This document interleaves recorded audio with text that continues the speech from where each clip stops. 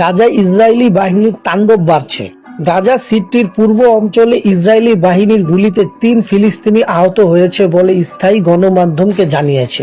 একই সঙ্গে দখলকৃত পশ্চিম তীরে বসতি স্থাপনকারীদের সহিংসতা বৃদ্ধির ঘটনায় উদ্বেগ জানিয়েছেন জাতিসংঘ। ফিলিস্তিনের সূত্রগুলো জানায় গাজার উত্তর অঞ্চলে গোলাবর্ষণের ঘটনা ঘটেছে। গাজার স্বাস্থ্য মন্ত্রণালয়ের তথ্য অনুযায়ী গত 48 ঘন্টায় হাসপাতালে একজনের মৃত্যু এবং 10 জন আহত হওয়ার খবর পাওয়া গেছে। 11 অক্টোবর যুদ্ধবিরতি কার্যকর হওয়ার পর থেকে এই পর্যন্ত 612 জন নিহত এবং 1640 জন আহত হয়েছে। আর 2023 সালে 7 অক্টোবর সংঘাত শুরুর পর থেকে মোট নিহত সংখ্যা বাড়িয়েছে 72,700, আহত হয়েছে 1,71,738 জন। পশ্চিম তীরে ইসরায়েলি বাহিনী জেরুজালেমের উত্তর পূর্বে আনাতা শহরের অভিযানে কয়েকটি যানবাহন জব্দ করেছে। রামাল্লা জেলার আল মুগাইয়ার এলাকায় অভিযানের সময় বাড়িঘরের দিকে কাঁদানে গ্যাস নিক্ষেপ করা হয়।